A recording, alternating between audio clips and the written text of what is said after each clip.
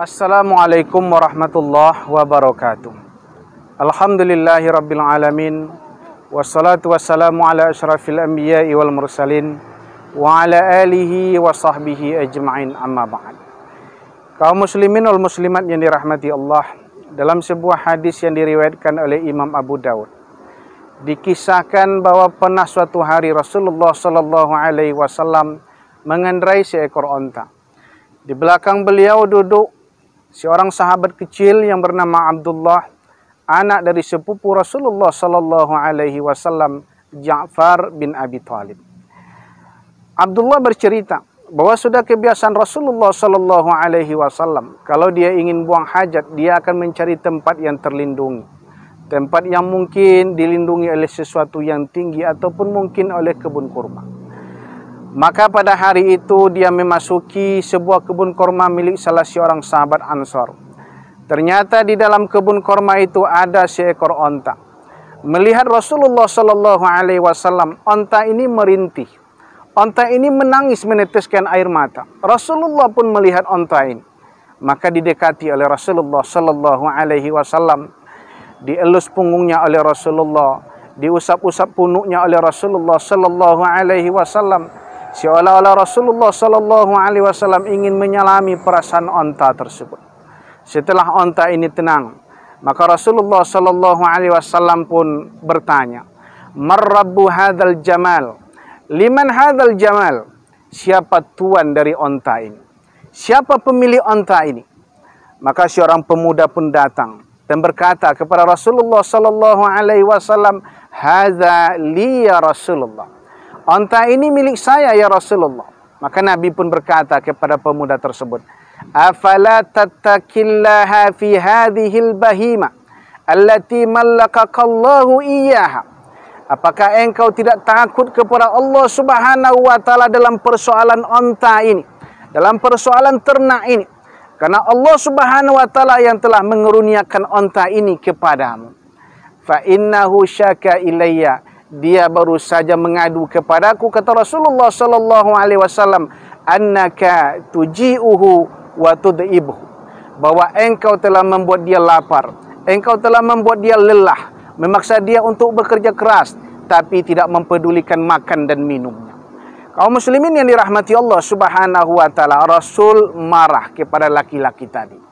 Apa pelajaran yang dapat kita petik dari peristiwa ini? Kaum muslimin yang dirahmati Allah Subhanahu wa taala. Pertama, Rasulullah punya mukjizat, bisa memahami bahasa dan perasaan binatang, dan ternyata binatang pun bisa mengadu kepada Rasulullah. Artinya suatu saat nanti dia juga bisa mengadu kepada Allah Subhanahu wa taala. Dalam peristiwa yang lain diceritakan Rasulullah sallallahu alaihi wasallam pernah dipanggil oleh seekor rusa yang ditangkap oleh seorang Arab Badui. Dia mengadu kepada Rasulullah sallallahu alaihi wasallam, meminta kepada Rasulullah sallallahu alaihi wasallam, "Ya Rasulullah, mohon lepaskan saya ya Rasulullah. Saya memiliki anak saya masih kecil, dan tadi ketika saya pergi dia belum menyusui ya Rasulullah." Rasulullah pernah dikejar oleh seekor merpati. Dia meminta kepada Rasulullah sallallahu alaihi wasallam, mengadu dia kepada Rasulullah sallallahu alaihi wasallam bahwa dia dipisahkan dari 2 ekor anaknya yang masih kecil. Kaum muslimin yang dirahmati Allah Subhanahu wa taala, ini pelajaran yang pertama. Kemudian yang kedua, ternyata sekecil apapun kezaliman yang kita lakukan, kepada siapapun itu kita lakukan, pasti nanti akan dipertanggungjawabkan di hadapan Allah Subhanahu wa taala. Jangankan kezaliman kepada manusia, jangankan kezaliman kepada orang lain, bahkan kezaliman kepada binatang pun nanti itu akan dimintai pertanggungjawabannya di hadapan Allah Subhanahu wa taala. Kadang-kadang kita tidak merasa, kaum muslimin yang dirahmati Allah, bahwa kita telah melakukan kezaliman karena kita tak pernah diperingatkan. Ada sebuah kisah lain. Muhammad Al-Fatih, penakluk Konstantinopel, ternyata dari kecil sudah dipersiapkan oleh ayahnya untuk menjadi pemimpin besar suatu hari nanti. Maka sejak kecil dia sudah diberikan seorang guru yang hebat, seorang ulama besar yang mendidik, membina, membentuk Muhammad Al-Fatih untuk memiliki kepribadian besar. Salah satu gurunya adalah ulama hebat namanya Aksyamsuddin. Ada sebuah peristiwa yang bisa kita jadikan pelajaran. Suatu hari Aksyamsuddin memukul Muhammad Al-Fatih tanpa dosa dan kesalahan. Muhammad Al-Fatih dongkol karena dia merasa tak melakukan dosa dan kesalahan. Tapi dia tak berani bertanya, apalagi membangkang terhadap gurunya. Bertahun-tahun kemudian Muhammad Al-Fatih naik tahta menjadi seorang sultan.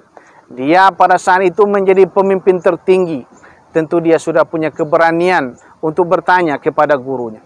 Maka saat itu dia bertanya kepada Aksyamsuddin, "Wahai ayahanda tuan guru, hari ini saya ingin bertanya kepada, dulu di saat saya kecil, engkau pernah menghukum saya. Engkau pernah memukul saya. Padahal saat itu saya tak melakukan dosa dan kesalahan. Hari ini saya ingin bertanya, apa sesungguhnya yang menjadi penyebab sehingga saya dihukum dan dipukul ketika itu?" Aksyamsuddin tersenyum mendengar pertanyaan ini. Lalu dia berkata, "Wahai anakku, sesungguhnya sudah lama pertanyaan ini saya tunggu-tunggu. Engkau tak melakukan dosa dan kesalahan apa-apa, wahai anakku. Tetapi itu sengaja saya lakukan untuk memberikan kamu pelajaran. Bahwa ketika kita dizolimi, dalam posisi kita kecil ketika itu, mungkin kita tak berani berkata. Mungkin kita tak berani membangkang. Itulah nanti yang akan kita temukan. Sebagai seorang pemimpin besar, bisa jadi nanti engkau akan berbuat sesuatu yang bisa menzolimi orang lain. Yang bisa menyakiti hati orang lain. Yang bisa menyayat perasaan orang lain. Orang lain mungkin tak berani berkata. Tak berani membangkang. Apalagi membantah. Tapi ingatlah, lidah mereka tak bergerak. Bibir mereka tak berkata apa-apa. Tapi hati mereka menjerit, mengadu kepada Allah Subhanahu wa ta'ala. Dan jeritan dan tangisan hati mereka tak ada dinding untuk didengar oleh Allah Subhanahu wa ta'ala.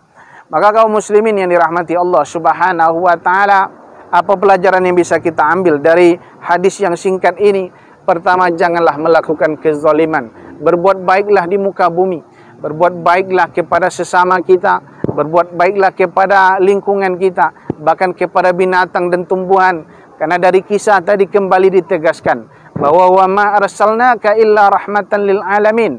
Rasul diutus untuk menjadi rahmat bagi seluruh alam. Kita adalah pengikut Rasulullah, pecinta Rasulullah, ingin bersama Rasulullah, ingin tinggal bersama Rasulullah sallallahu alaihi wasallam di dalam surga. Maka tindak tanduk Rasulullah, sikap dan perbuatan Rasulullah amalkan dalam kehidupan kita. Rasul menjadi rahmat bagi seluruh alam, maka kita berusaha jadilah rahmat bagi lingkungan kita. Jadi rahmat bagi keluarga kita. Jadi rahmat bagi masyarakat kita.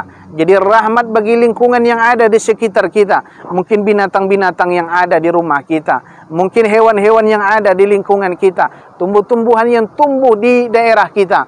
Jadilah kita rahmat bagi mereka. Kemudian yang kedua, janganlah pernah berlaku zalim. Karena segala kezaliman, sekecil apapun itu, dan kepada siapapun itu dilakukan, semuanya nanti pasti dipertanggungjawabkan di hadapan Allah Subhanahu wa ta'ala. Kaum muslimin yang dirahmati Allah Subhanahu wa ta'ala, mudah-mudahan nasihat singkat ini bisa memberikan manfaat bagi kita semua. Mohon maaf kalau ada kekurangan. Billahi taufiq wal hidayah. Wassalamualaikum warahmatullahi wabarakatuh.